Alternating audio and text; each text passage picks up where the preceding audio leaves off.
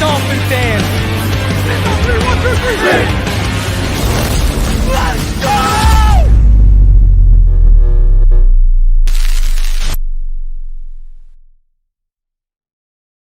All right, huddle up, huddle up. We're gonna crank these engines up on one. All right? Wait, 80. Wait, set.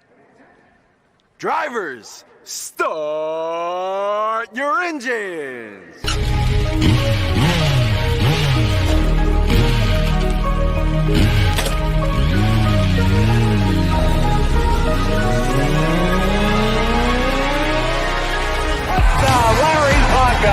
This is the Finish Line. I coached some great offensive linemen in the past. Larry Little, Dwight Stevenson, Jim Langer, all Hall of Famers, and Richmond Webb belongs to that same group. Here are your hosts, legendary Miami Dolphins left tackle Richmond Webb, Reason, and Mr. Ballgame.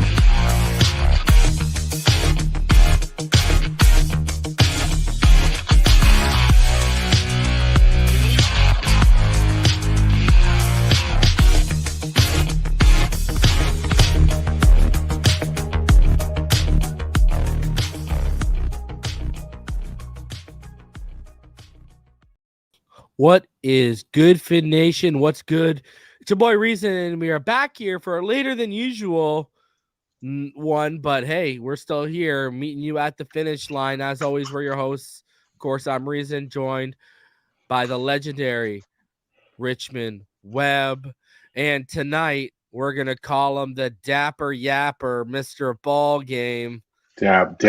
That's him. What is going on, gentlemen? How are you feeling? We are, a little bit over, well, I mean, hey, if you want to not count the, the legal tampering window. Oh, look at Andy showed the kick. Hold love, dog. Hold love. Man, this guy's got more kicks than the kangaroo right now. All right. And we are now, if you don't want to count, if you do not want to count the legal tampering window, we are now officially a week in to free agency. So there's that. If you do want to counter, about a week and a half. Gentlemen, how are you feeling now as the dust is settling, the smoke is clearing, and we're starting to see everything formulate? I'm feeling pretty good. I know Reason knows, but I had a pretty adventurous day today. So part of the reason we got started late tonight, so I apologize for that. But I appreciate you guys hanging in there with us and not holding that against us. But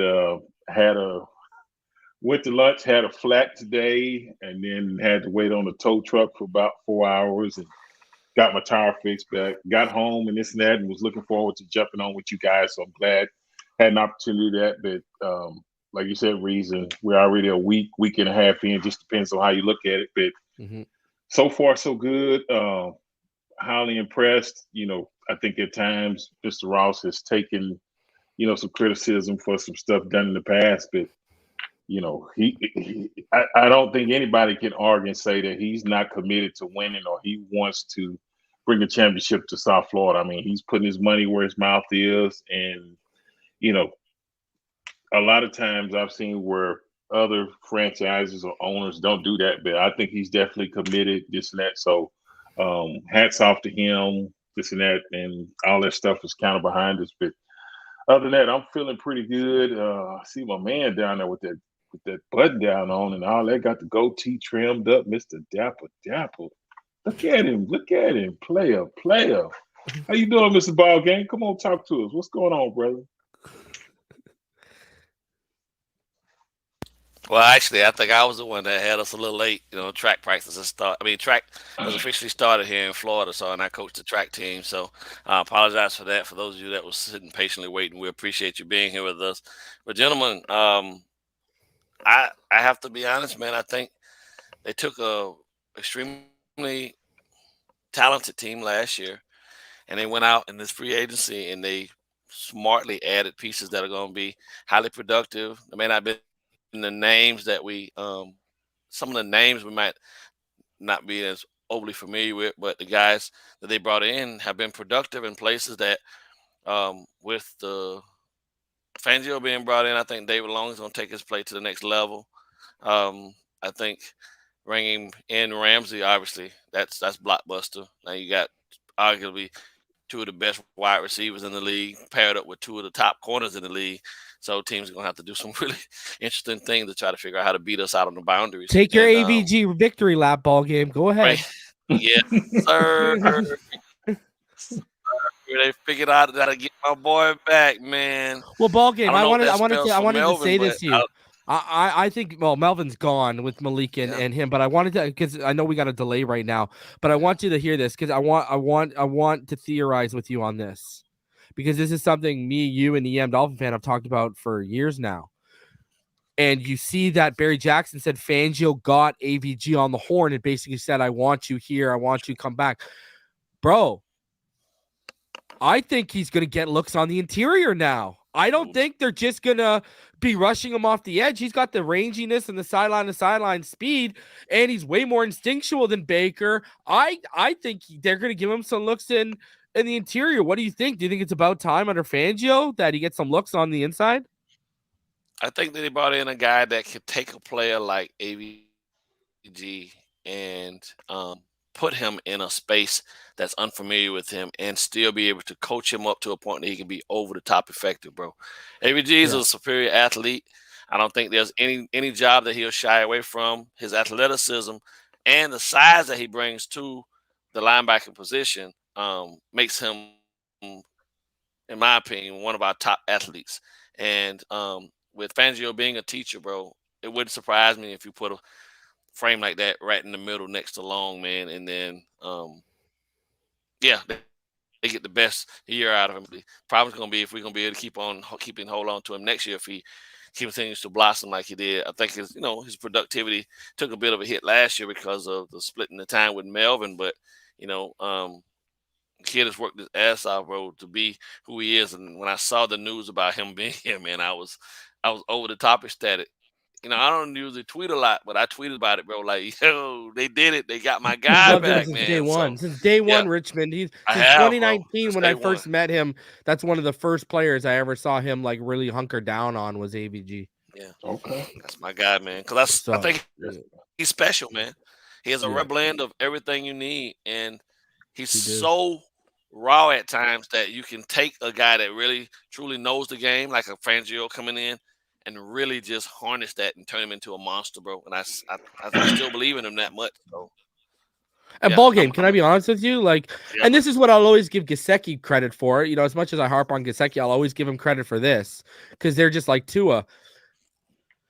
AVG lost opportunities last year, and he didn't complain. He just put his head down and worked. Now, AVG works harder at perfecting his craft than Gesicki ever will work at perfecting his craft.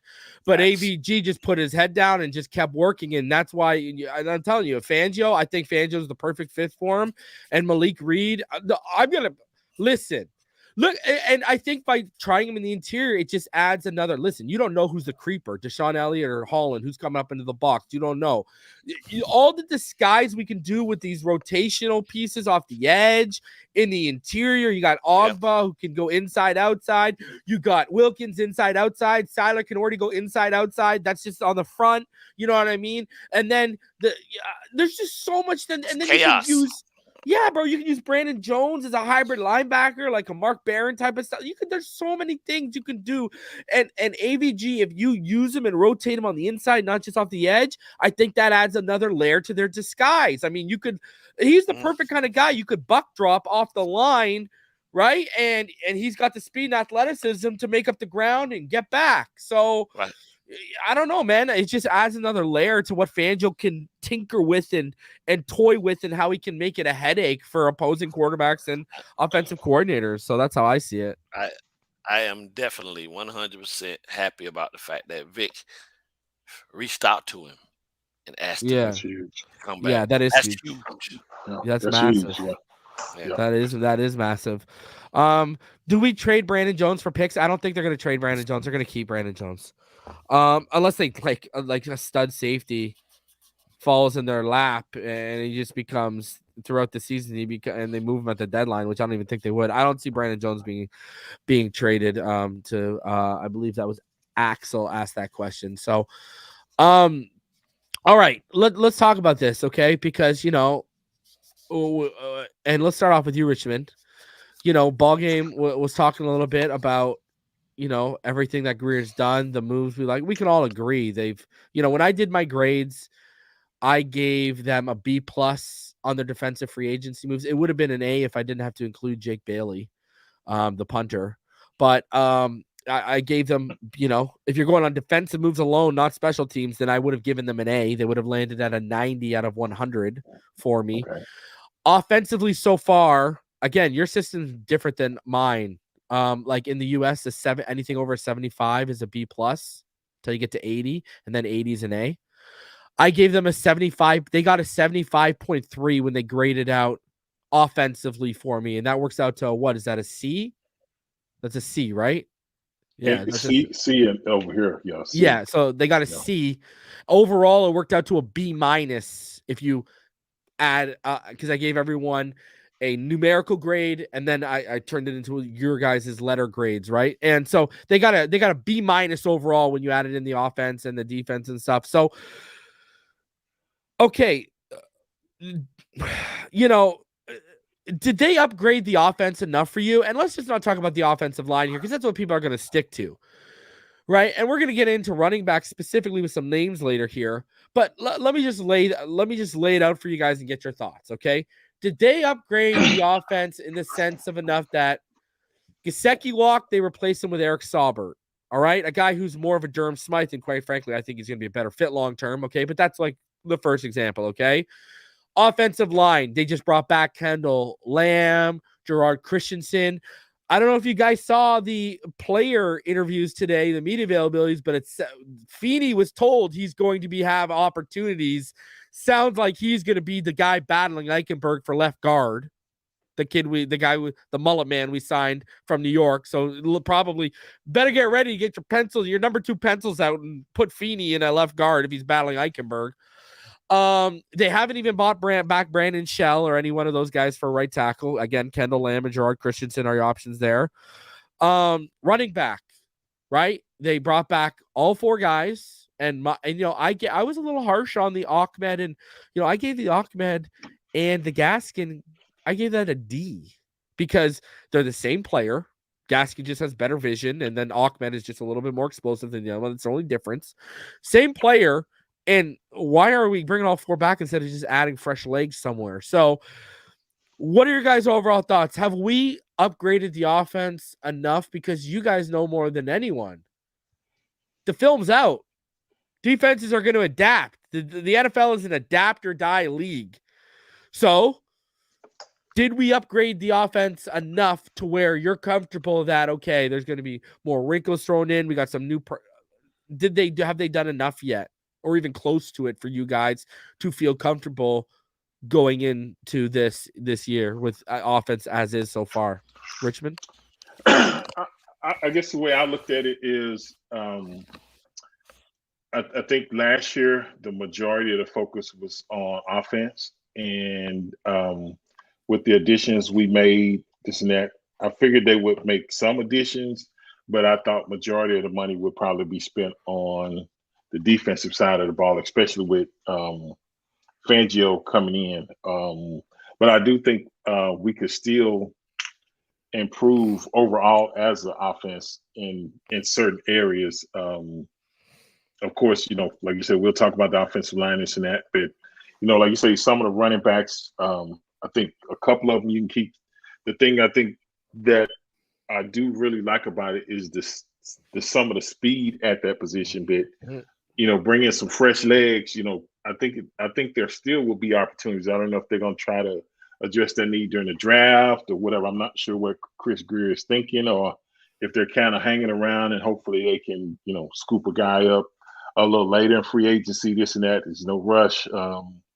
But I think it definitely could be, we could add a few more pieces just to kind of solidify. It didn't have to be a bunch of big names like a Jalen Ramsey or something we add, but just complementary pieces, I'll say, that can just solidify at certain things to where you're saying we really got a good core guys, explosive guys, this and that we can really be effective, but guys that kind of complement what we got from last year, and I think we'll be much better. But I thought we'd do a little bit more, but that hadn't happened yet, so I just have to wait and see what happens. Ballgame, your thoughts?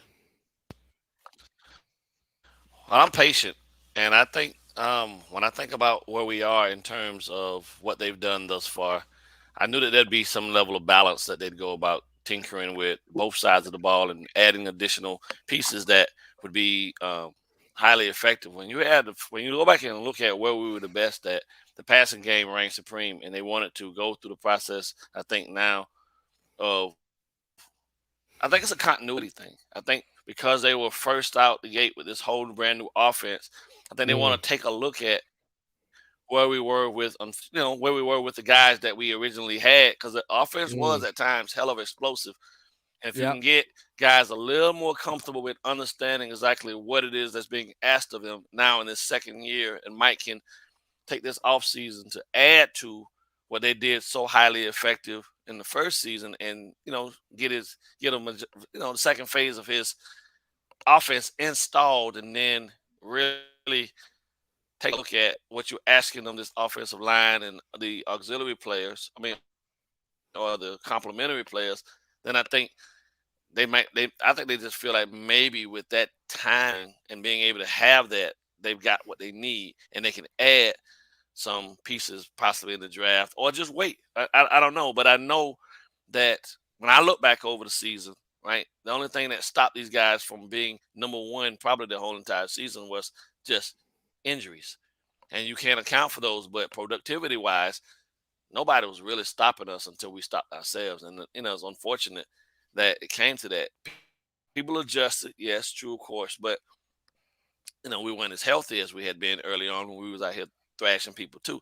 So I think the biggest thing is continuity for them, and you don't necessarily need major tweaks to get that. It's subtle things that they can go and adjust in the off season, and you bring a different guy in. I think Saubert is an excellent guy that fits more of what Mike wants in terms of the blocking tight ends, and now you got a guy like him and Smythe that you can put into your two tight end sets and get more effective run blocking help, to enhance that element of the offense that was missing. So I don't think they're done by any means, but I think it'll be probably more that they'll add youth as opposed to veteran, and it never hurts to have competition. So they still got to address, and we'll talk about it, they still got to address a couple of spots on the O-line, but I think it's a continuity thing for them right now, man, is what I'm seeing, because the offense is undeniably, it was explosive at times. And, like when you look back at the numbers, they were doing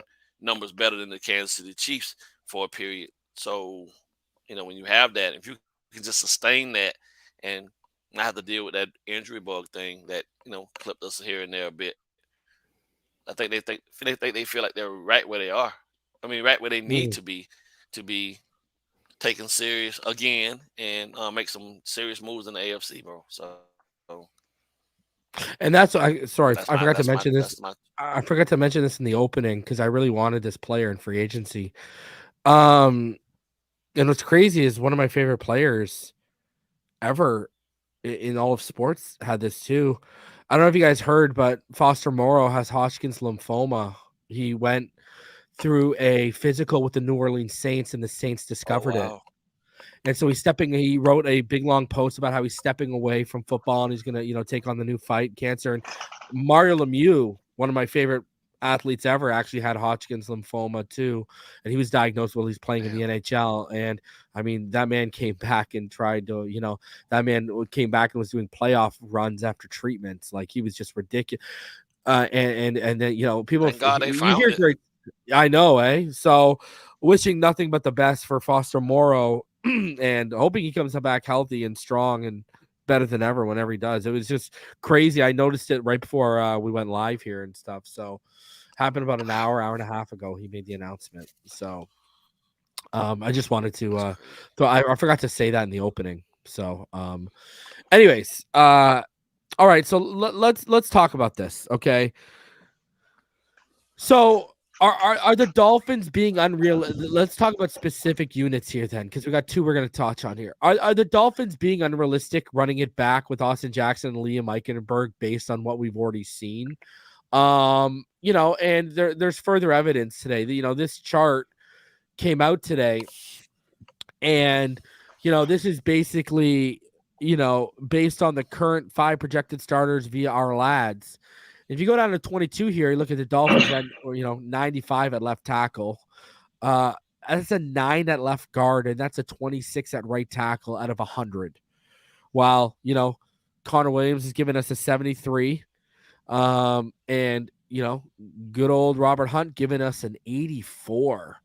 Those are glaring weaknesses. Like, let's put it this way, guys. All right.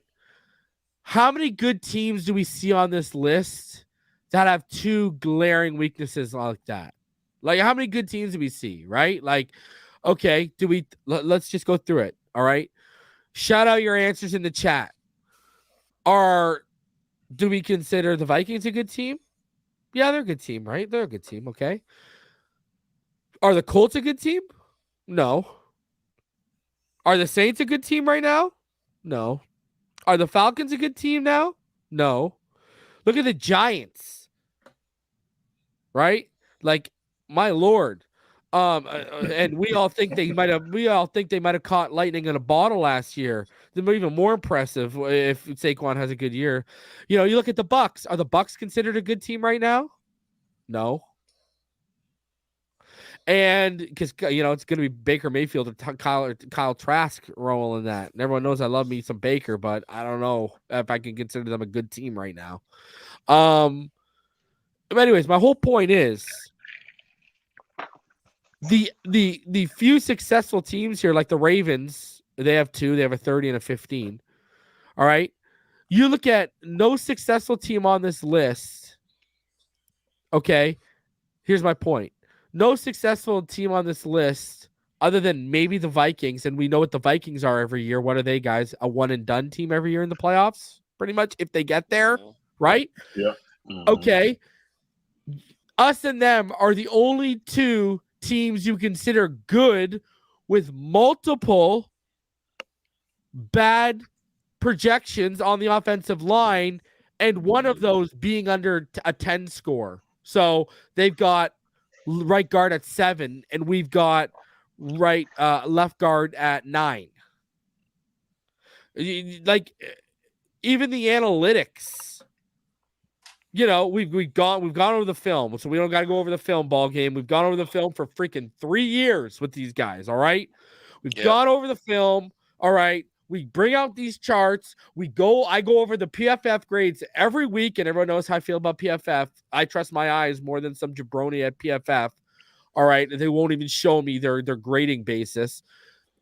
I got to ask this. Maybe I'm wording it wrong, but are these guys insane to think we can run it back and this is going to be successful? Because here's the thing, boys. That's the 5 projected starters. What if we included the depth in those ratings, gentlemen? Would that would drive everything down? Who's Teron Armstead's backup is who? Jaron Christensen or Kendall Lamb? Flip a coin. Right? Robert Hunt. Who's his Lester Cotton, the guy who sounds like he's a bunny rabbit coming out of a hole every Sunday morning.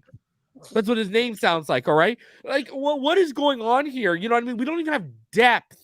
And look at the guy we thought that was going to bring in the swing guard depth or the backup center We're piecing it together already in March that he's going to be in Liam Eichenberg's competition, and he's probably going to beat out Liam Eichenberg.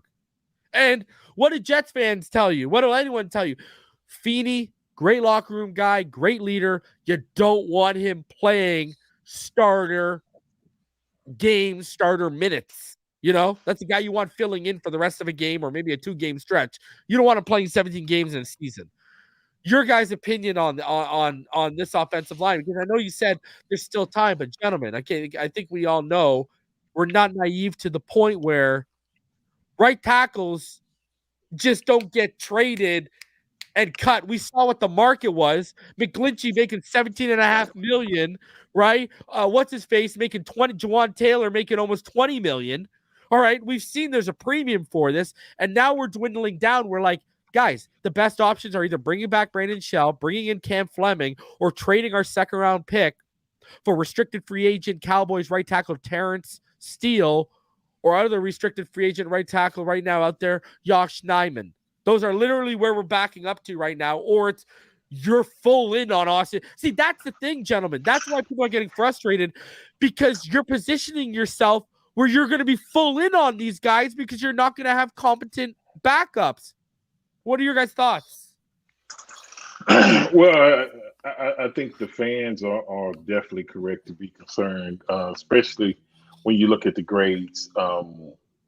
If you got a guy that's performing at, under 10, you get somebody at 25 or 30, that seems like a huge improvement. But I think the other thing that's concerning is, like you said, if they're projecting in that scenario right there that Austin Jackson is the starter and he's got to score 26, I think the thing that concerns me is that, and you said it, both of y'all said it on the show, that's Tua's blind side, because he's a left-handed quarterback. So most definitely you can't, you really got to limit the shots that you don't want your quarterback to take, especially that he can't see coming. At least if he can see, can either get down or this and that. But I think that's the thing that's concerning. But not only the starting five, but like you said, when you don't have any depth, and we saw how injuries definitely affected the offensive line. Even when we lost, Teron Armstead, we had to really shuffle guys and this and that. And when you lose a guy of that caliber, it's definitely going to be a drop off. But you got to have some decent backups that can come in for, like you said, a game or two. Not saying you can toe the line for the whole deal, but at least give a guy a couple of weeks to get back healthy and hopefully, get back in the lineup. But we don't have those answers now, and I think that's what is frustrating to the fan base, because they're saying, yeah, we're adding this, and this, and this, but we've said it, I've said it on the show, everything starts up front. It's with your offensive line, defensive line. If you don't have that correct, you can have all the weapons, this and that, and it's going to affect their productivity as far as throwing the football, as far as running the football, this and that. So it's got to be addressed.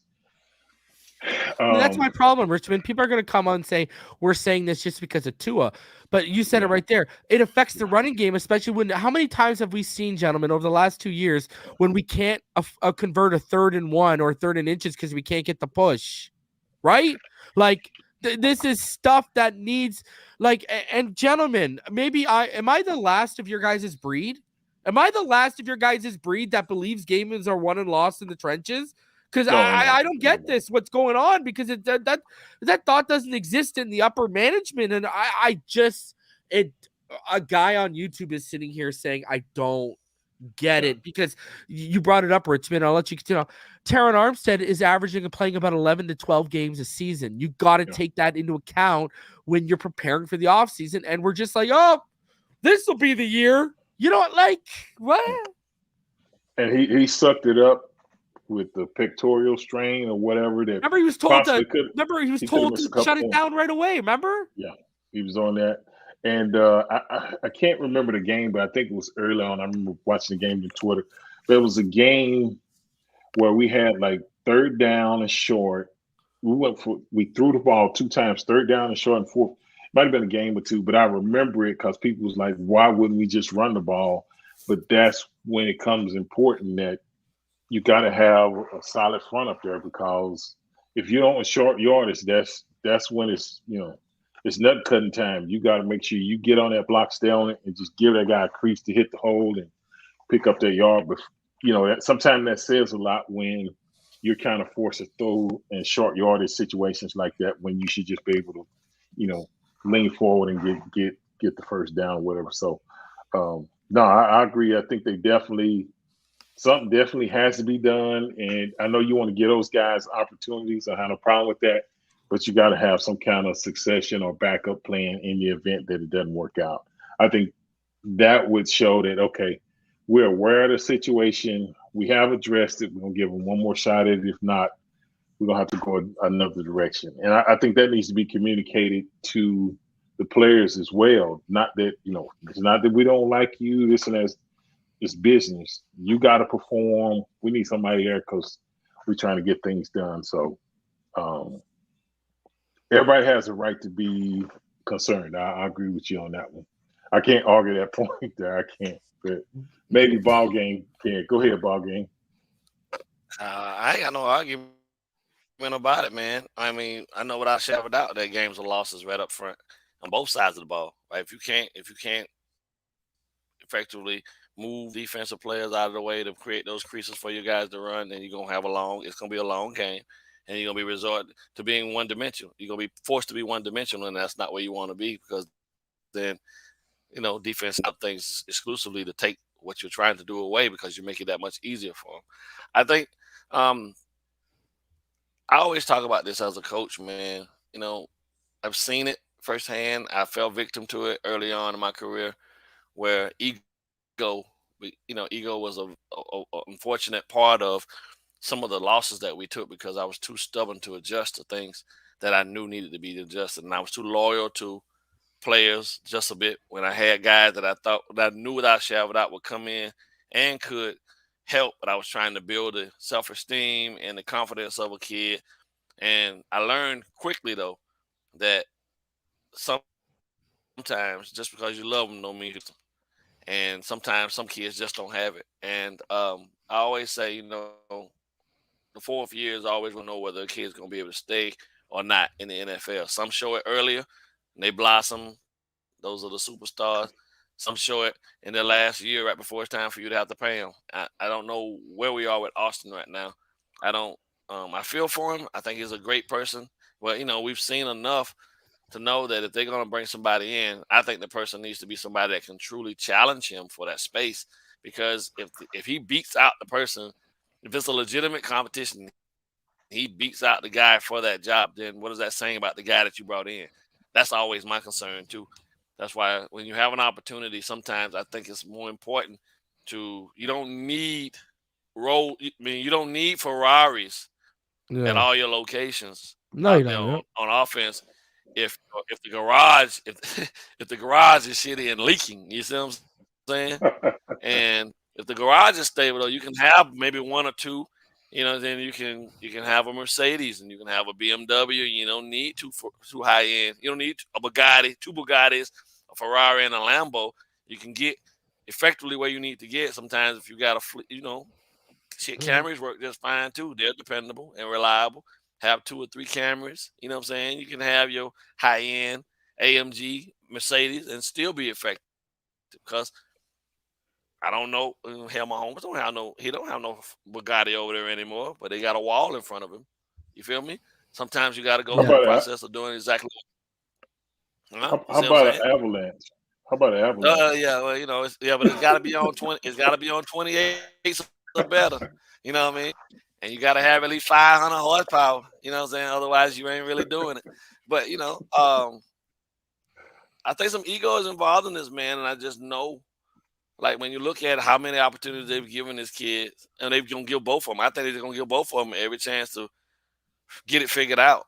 And there's going to be some growing pains with that, because I don't know who's out there now, really and truly. If you really looked at it, even if you brought them in, are they going to be able to pick up what needs to be picked up and really challenge these guys for that spot? And I think we might have waited too late to move the way we needed to move to get those things addressed.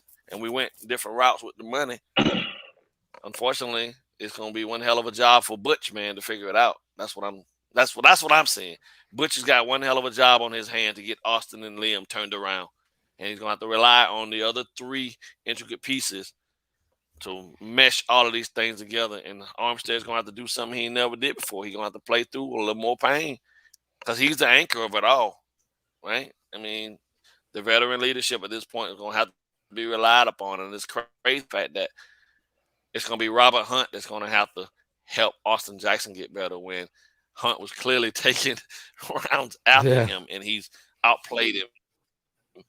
And it's not even close in regards to their productivity. So, I don't know. He's going to – last show when I talked about him, I said Mayweather, but he's going down and working with Duke Manyweather of Duke.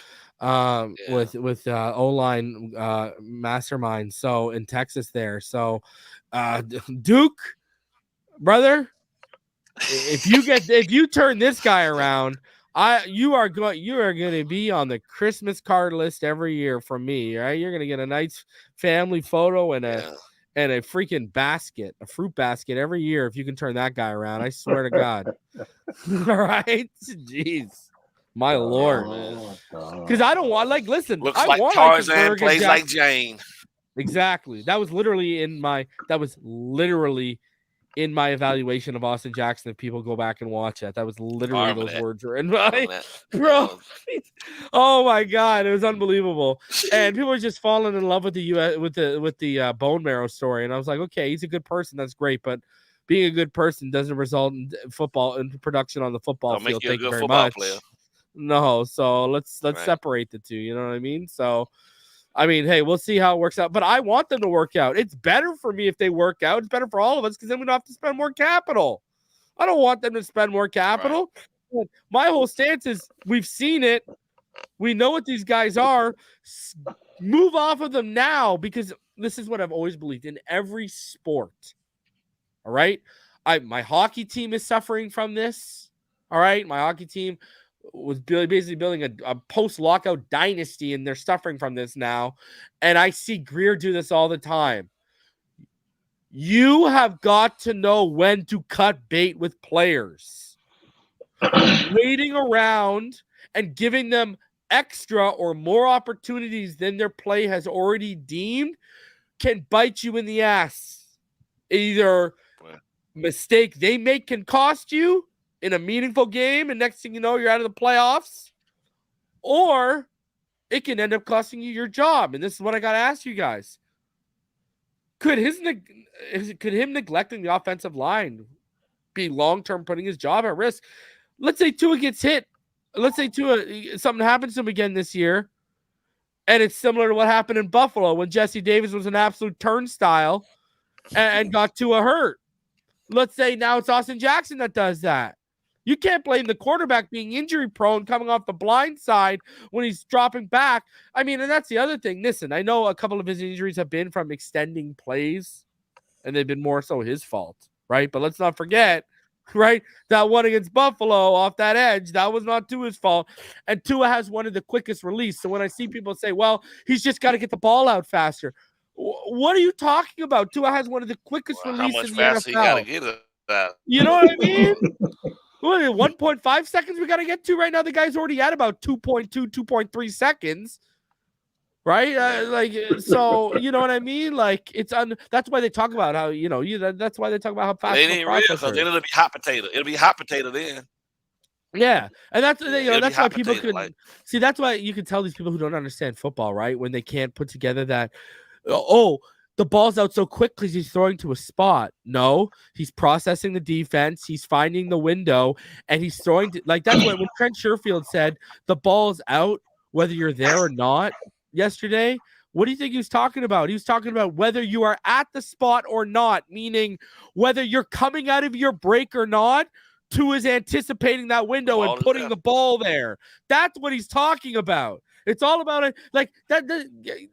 I got to get your thoughts on this, Richmond, because this has just been the most dumbest narrative that's going around. What are your thoughts? Because you played with Dan Marino, one of the greatest ever. People are trying to spin the narrative that Tua is a spot thrower without realizing that quarterbacks are literally taught to throw to spots. It's the most asinine thing you'll ever hear in your life if you actually listen to these people try and discuss it, because they just tell on themselves they don't know football even further. And I've seen multiple people do this. I've seen people question his intelligence over this, all these crazy things. What are your thoughts on that? Because that's anticipation. Anticipation is you are seeing the windows going to be open and you are anticipating it's going to be open. So you are throwing to a spot before your receiver gets there. You are anticipating the window and you are throwing to that spot before the receiver gets. That's literally the definition of anticipation. Is so what? Every guy who's elite with anticipation, Richmond, is a spot thrower? I guess if you ask them, there is better. No, you can't wait for a guy to get open and say, "Hey, I'm open. Throw me the ball now." If not, you're gonna get that guy killed, or the ball's gonna be picked off. And you talking about Tua a bit. I can remember back when I played Jerry Rice, John Taylor with the little quick slants and this and that, and you either Steve Young or Montana had to get the ball to them, and they would catch the ball in rhythm. And going across the middle, you had to either deal with the linebacker or in between the safeties. It was a tight window. You got to get it in and out. And I remember the Dallas Cowboys back in the early 90s when they were playing. Michael Irvin was the guy that would run, 15, 20 yards. You knew what he was running, but by the time he came out his break, Troy went already through the ball. So you have to throw the ball before the player gets there. If not, you're going to have a ton of picks. Defenses are just too good. Defensive backs are too good. And when the receiver's coming out his break, their defensive back is coming out of his. So, man, it's just I think some people just want to be right about Tua. They just don't want to give him credit. I saw some of that, and I think it was Dudley going back and forth with people that was, doing the Tua thing, saying he was throwing to a spot or something. And I looked at it. I didn't comment. I just shook my head because no matter how many valid, and he was putting up video, no matter how many valid, he's showing them the film, it wasn't enough. They always had a counter to it. And I said, man, no matter what you tell them, they're not going to get it. And it's a delusional counter.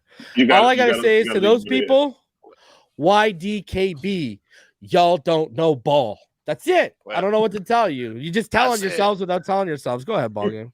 I said yesterday when somebody was going back and forth on Twitter and I caught a thread, I just said, well, it's funny.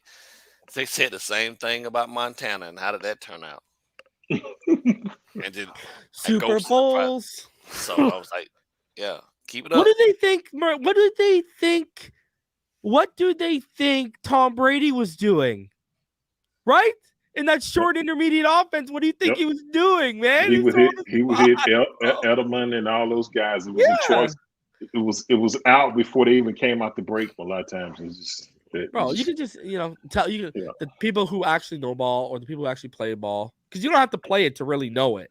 You don't have to play it, research it, et cetera, et cetera. You can tell, it's crazy, man. I want to thank you, Richmond, for taking 3 minutes of your time and explaining basic fundamentals of football that people seem to not understand. I appreciate that. Not all people now. Not all people. No. They just don't want to get it. I just truly believe that no matter how many valid points, they're gonna find a way to counter it. Yeah. And you gotta just leave people where they're at because they're not gonna get it. You just gotta move on. Ignorance is bliss, my friend. Oh, gotta leave them alone. All right, so now let's stick with we talk about the offensive line. Okay, let's talk about this. A lot of fans want Derrick Henry. I know we are monitoring the Dalvin Cook situation very closely, and that's one of the reasons why we didn't overly spend on the running back position.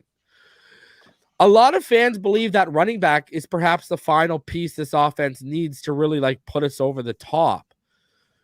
Do you think that's the case, or do you think figuring out the offensive line should be a higher priority? Because I am of the belief of an elite offensive line can make a good running back great, right? It can give a good quarterback a ton of time to find his receiver, thus making him elite. I'm just a believer of the ripple effect, the compounding effect of having an elite offensive line or a great offensive line, a top 10 offensive line, I'm a firm believer in that. What are your guys? So I think that's more important than the running game. What are your guys' thoughts on that? Well, when you brought up that point, the first thing I thought about was the Eagles, and just the last game we watched was the Super Bowl, and at the end of the game, Kansas City intentionally tried to leave them as less time as possible because I truly believe if they didn't want to get them back on the field because they knew they could march it down, Jalen Hurts, Smith, Brown, that offense, this and that. It was almost like, yeah, you hit me, but I'm coming right back. I'm hitting you, this and that. And the Eagles were considered to have one of the best offensive lines in football last year, if not the best. So it definitely makes a difference. I love Derrick Henry. I don't know. It's more of a downhill physical type of offense he ran in Tennessee. So I don't know if I'm not saying he wouldn't work here, but it's just a different style. Yeah, I agree. I would think Cook would be more suited with his speed and stuff like that. Yeah. Yeah, and Hunt too. I agree with him. He's more of a north-south downhill runner, likes to go inside the gaps. He really doesn't like to come off the edge a lot. So, yeah, keep going, Richmond. I agree with you 100%. Yeah, it's just so not a knock on him, but no. I do think I'm not saying you got to have the Eagles offensive line, but we definitely got to be more consistent and a little bit more solid across the board. I think that's more important, and I think that can be fixed.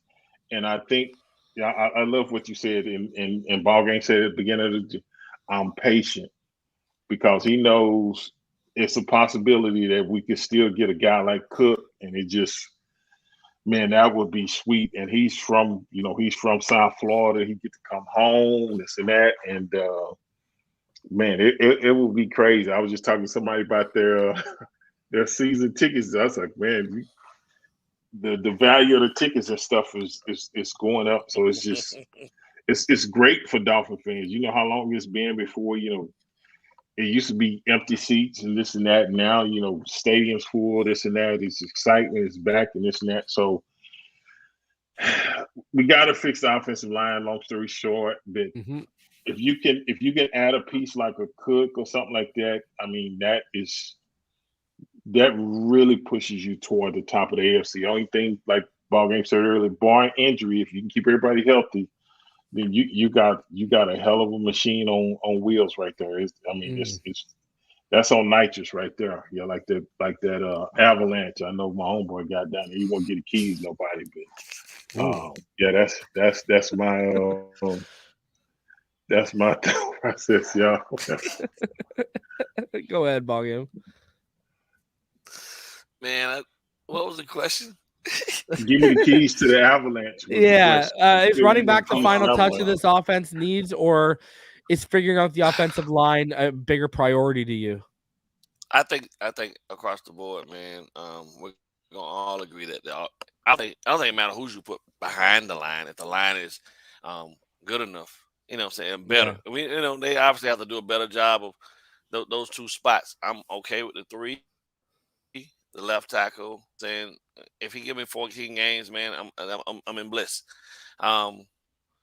Left tackle, center, and right guard, I think we're solid there. We need to address those other 2 spots, and I don't think it matters then at that point. You can run that committee because then at that point, those guys up front, those 5 up front, are doing all the work necessary to improve the entire offense dramatically. And the running back, bringing in a high-name running back does 2 things for you. Those guys are who they are because of what they've been able to accomplish, even without having superior help around them and things like that up front, because Minnesota doesn't boast one of the better offensive lines, and Dalvin Cook been a beast every year. So he does. He is a game changer. He is a different level of back that we don't currently have on the roster. Love Mostert, love Jeff, but they're not Dalvin. And, when you got guys that have become accustomed throughout their entire life and their careers, even from high school, because Dalvin's line in high school sucked. And at Florida State, they didn't have the best line in front of him. You know what I'm saying? He's become accustomed to not having that extra level of support up front, and those guys adapted their games to fit a different style of running that made them still dogs. So you got to do one or two things. If you're going to stay status quo with these guys, then you got to go get that guy. But if you're going to fix those areas, then you don't necessarily have to go get that guy. But a lot of things can change between now and after June 1st when, True. you know what I'm saying, teams make their cuts. And, you know, if they can grab a kid in out of the draft and then have that guy challenge Austin for a spot and Liam too, maybe, then you still have money out of June 1st to say, you know what? Fuck them picks next year. All right, Dalvin, what's going to take Minnesota? You know what I mean? Yeah. And yeah. if they haven't figured it out for him by then, which I don't hear much about his contract being positive and things that and how they want to move with him, that's still a possibility. But I like where this team is right now because they still have possibilities, right? The door is not closed on all of these possibilities for them. And as long as they're open to listening and relatively looking at what we truly need and how it's going to enhance everything on this offensive side of the ball. Because that's the one we can all agree the one downside was the lack of efficiency in the run game.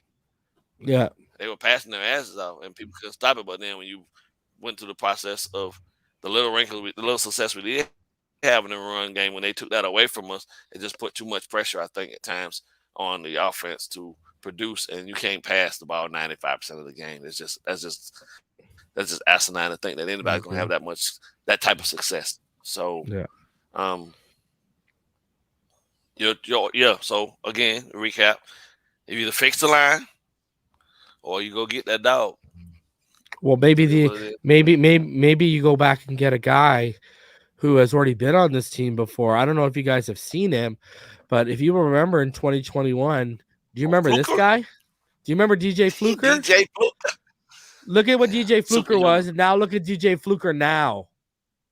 Fluke, easy. Getting ready for his comeback right now. Wow. I saw that. They say he's like 330 pounds now, huh? Yeah. So I guess he was a lot bigger than that. My goodness. So, good Lord. Maybe you go revisit that a little bit. I don't know. That man looks like he's ready to kill someone in the trenches. Yeah. I like it. Just for pushing the white beater, it's worth bringing him in. Yeah. All right, goodness. Jeez. Quick question, guys. Where would you, if you were to put power rankings, if you were to make power rankings, where would you have the Dolphins? Because I'll be honest with you, I have us as the fourth best team in the NFL right now. I think only the Kansas City Chiefs, the Philadelphia Eagles, and the Cincinnati Bengals are the only ones I'd put ahead of us. The reason why I wouldn't put San Fran ahead of us is because of their whole quarterback situation right now. With the injuries, and you don't know what Trey Lance is. And if they did have Brock Purdy, I'd probably put us at 5, and I'd probably put because they're just so complete right now, and we've seen them being complete. If you guys were to rank us, where would you rank the Dolphins right now in the NFL? I was thinking about that. I know I look at it like this. We made the playoffs, so that's only 14 teams. Didn't have a starting quarterback, this and that, so I'll take that into account. Our defense, what it was last year to what it is now. What it is now. So I would easily say somewhere between 5 and 10 for me. Easily. I could easily say we should be somewhere in there. Probably mid 8, 7, maybe, but definitely between 5 and 10, somewhere in there, easily without No, don't take me, brother. I'm too old. I'd put us squarely. I'm gonna knock 2 off of that. I'd say we're a top 8 team right now, and I'd see, in our actuality, Kansas City, the Bengals, and I'm gonna be honest. Okay, so Kansas City's I put them in a class by themselves. Yeah, but I'd put us in the same tier right now as we sit right now with the Bengals, Buffalo, and No, that's it. That's us 3. Bengals, Buffalo, Dolphins, all in the same tier. And then you got a 1A and you got 1B, and we're all lumped in there. And I think the difference would be that if we actually fixed the running back room, or we added a better right tackle, somebody that's effectively get us that number. What was he? 20 something? Oh, What was 26. that number? Like 26? Eichenberg was Should a be. 9 and Jackson was a Yeah. 26. Yeah.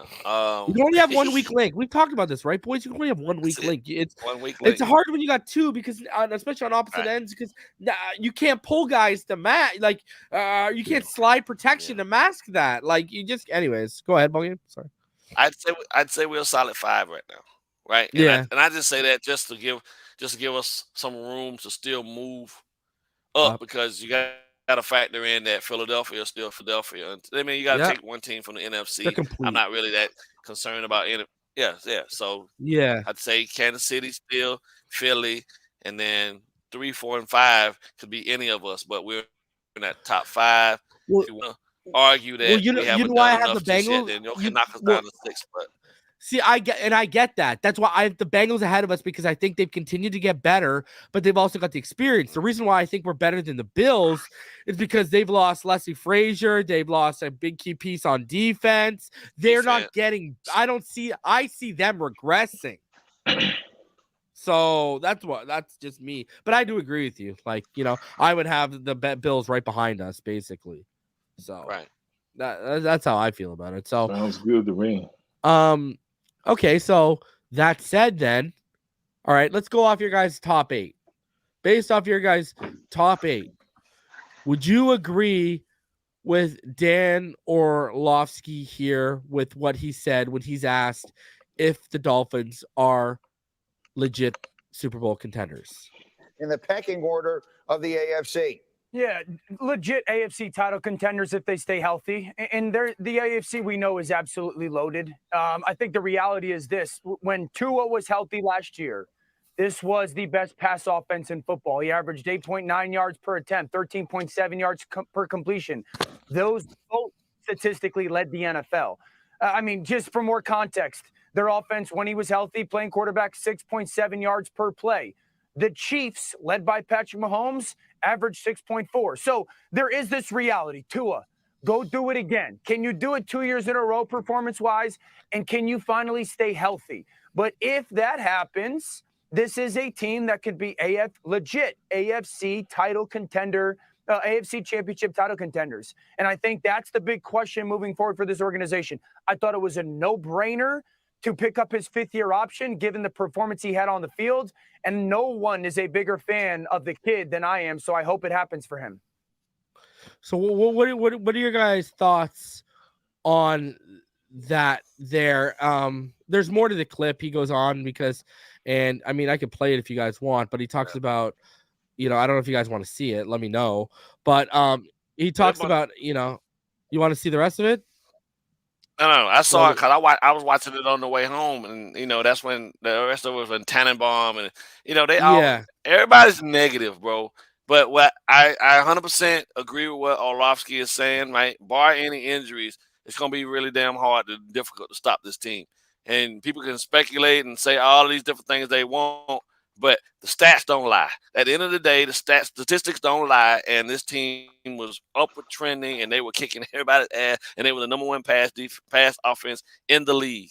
And who's to say what's going to happen? They're still holding on to things that happened that no one had any control over, but that's not the circumstances now. The kid's healthy now, so you got to go off of what you saw when he was healthy, not what happened when he was hurt. You don't hold on to things and say, you know what, well, he was hurt. So no, that happened. Okay, you got past that. It's fresh start, fresh, different season. But we know the potential, and it's there. You saw it. It's tangible. You can put your eyes on it. You know what the stat line said. So all that other stuff, you don't even move on to that. Any coach with any common sense knows that. Most of those guys sat there in a room looking at all these other things and making decisions about things that they really had no understanding about, though. That's why Tannenbaum sit up there on a B-rated, I wouldn't call it a B-rating show, but ain't nobody really asking him his true opinion. He's just they're talking just because they couldn't find nobody else to fill a slot, in my opinion. The fact of the matter is, across the board, the way this team sits right now, it's undeniable that they are in the conversations, and they are a team that's going to have to be reckoned with.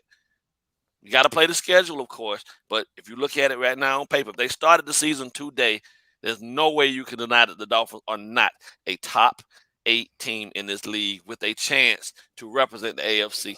There's not much difference right now. The way the Kansas City Chiefs sit, Dolphins sit.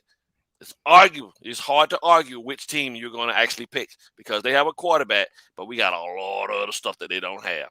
And Tua has proven to you that when healthy, he can do it with the best of them. So I'm not going up to the window and not knowing which horse I'm going to bet on. I know what horse I'm going to put my money on. And Richmond, I mean, before we get to you and your thoughts on this, I don't know. This end part is hilarious here. I'll play this quickly for people because, I don't know who that clown in the pink shirt is, but he said the Dolphins need to think bigger. Listen to what Orlovsky said. He just nukes them. And this is for all the people who said they need to think bigger at quarterback and trade. Listen to what he says. They were the number 1 pass offense in the NFL when Tua played bigger. They were the number Watch this. Orlovsky, final word, go. The Dolphins should be thinking bigger. They were the number 1 pass offense in the NFL when Tua played. The Dolphins last week just watched. But the Dolphins, but we live in this. The health thing I understand, but give me the reasoning or the theory behind not picking the 5th-year option up. The health thing. Dan, that's the reason. I love you. We just watched the Giants give Daniel Jones $84 million guaranteed in years. He never performed the way Tua did last year. Never. Dan, you're missing the point. I'm not. No, he's not missing the point. He nailed the point. Like that. Like, no, he's not. He's right on. Yeah, people don't understand the business aspect of it. But Richmond, your thoughts on this? Are we legit Super Bowl contenders? Is he right? Where are you at with that? And obviously, see, everyone tries to say, well, if the quarterback everyone needs to stay healthy, not just the quarterback, because this is the most physical game in the, if you actually look at it, if people actually want to look at it, go look at how many starting quarterbacks didn't miss at least one game last year. I believe it was only 8 or 9. 8 or 9. I can believe that. Anyways, go ahead, Richmond. Yeah, I think the thing that, kind of caught my eye, and I thought about I thought about Ballgame was the point Orlovsky was making was the number 1 pass offense. And I mean, Ballgame, the last little segment, it just went over that, having a little bit more balance rather than throwing the football 95% of the time. I think we get that fixed, bar none, hands down, no doubt. So I think that's going to get fixed. And then the other point that was brought up way early in the show when I think it was Ballgame when he was saying this is McDaniel's 2nd year, and I think he still has plenty of wrinkles to add to this offense that we didn't even see last year. So I think that's going to catch some people. And then hiring Fangio, that was definitely huge because now he don't have to even worry about that. He can just focus on offense. Fangio's got that, and it's almost like you bringing in head coaching experience as a defensive coordinator, and that takes a lot of pressure off you, especially as this your 2nd year being a head coach, this and that. So some of the people, adding a guy like Fangio to the staff, doing this and that, but we stay healthy, shore up that offensive line, I think, and with the additions, because I think we're going to see some wrinkles that's going to have people's mouths dropping like it was last year, because I think it caught so many people off guard that the Dolphins, I don't think people were thinking the Dolphins were going to do that good. And then when we just shot out the box the way we did, people started jumping on the bandwagon. So like Orlovsky said, he's seen what he can do when Tua's healthy, this and that. So if you keep this kid healthy, you don't even have to think about it. Majority of the time, he's going to perform and he's going to show up, this and that. And so when you got an offense that explosive and you can play that consistently, 15 games, I'll say 17, you might have a bad game or so, but for the most part, you play pretty consistent with the weapons we got, getting the ball to them, this and that. Now, along with what we've added on the defense, and like you said, I do believe I agree with you with, Coach Frazier stepping away from defense coordinator for Buffalo. They've taken some step backs. He lost the offensive coordinator. He took the head coach in the Giants last year. So that's a lot to lose in a couple of years. So I think they take a step back, and I think it's our time to shine and come to the top of the mountain. And everybody's looking up at us, and we're looking down at them. We just got to keep everybody healthy and keep building this thing. But yeah, I'm excited. Mm-hmm. Final thoughts before we get out of here, gentlemen, and I'll give you a little ammo for your final thoughts. Are the Jets conceding too much to Aaron Rodgers' demands already, as today they traded Elijah Moore and a third-round pick to the Cleveland Browns for a second-round pick, and that's being seen as more ammunition for a potential Aaron Rodgers trade? Or what are your guys' final thoughts? And are the Jets, for a guy who might only be there for a year, to collect the $60 million? What are your guys' thoughts? I think they should keep listening to him. I mean, it's setting up perfect for us. I'm like, if that's what he's telling them and they're buying hook, line, and sinker, man, continue to work the cap, continue to add pieces to that offense. You're there a year or two and really screw it up to where, they can really be at the bottom of the pile. Well, the word, Richmond Webb, is that they're going to replace Elijah Moore with OBJ. Okay. Odell Beckham, apparently, him and Aaron Rodgers. That's the whole idea too, is that they're going to replace him with. They signed McCole Hardman, who runs like wind but has stone hands. They signed him today, and the rumor is that they're going to bring in. This is to make room for OBJ to be the number 2 behind Garrett Wilson.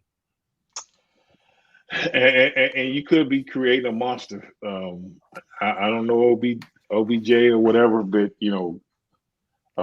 he's been a few places, and it's just I don't know. So, like I said, Aaron, work your jelly. I ain't mad at you, brother. Keep putting that thing together. I think you're doing a hell of a job for the Jets. So I don't think you should change the thing. I'm in a good mood, man.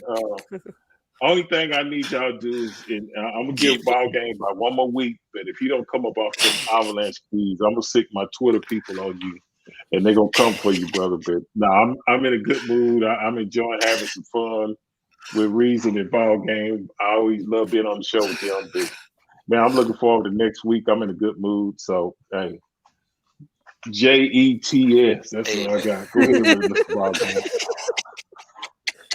Oh man, I agree 100%, man. If they're gonna be dumb enough to go out and trade away and give away basically all their resources and all their young talent just to bring in a 40-year-old quarterback who's 95% sure he was going to retire, then go ahead and do it, bro. More power to y'all. Hey, I support that 100% because at the end of the day, Aaron Rodgers, no one fears Aaron Rodgers, and I'm gonna tell you right now, with a headache, you want to bring in a headache like Odell Beckham, then go right head on. That's gonna stunt, in my opinion, the growth of Garrett Wilson, who I think can be a very special kid in this league. But go ahead right on, Jets. Do what y'all do best, man. Go ahead and get what you want.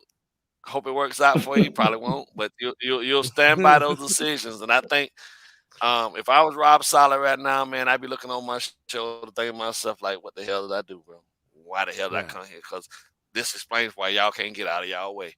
Yep, they had some success last year, but at the end of the day, this move, I think, is basically one of the dumbest things possible because Aaron Rodgers is essentially saying, okay, I'm still going to get $60 million. All right, Packers, you ain't got to give it to me. I'll go ahead and get you some picks back and all these things, and then the Jets are stupid enough to do it, man. Let them have at it, bro.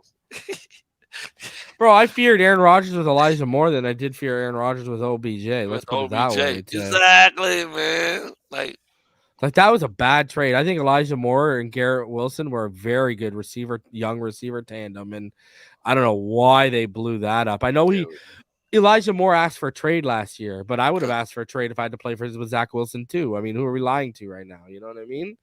So I don't know, man. I mean, conceding all this for a guy you got to pay $60 million and might only be here for 1 year, that's just setting up for disaster. And I can't even all these different power rankings that are putting the Jets into the top 10 right now. Whoever's writing that stuff, y'all are crazy, man. Y'all are crazy. Either way, gentlemen, we're going to get out of here. I appreciate everyone for coming through. As always, it was a pleasure. And we will see y'all back here on the next one. Until then, you already know what time it is. Fins up all day, every day. Have a good night, everyone. Gotta be safe out there.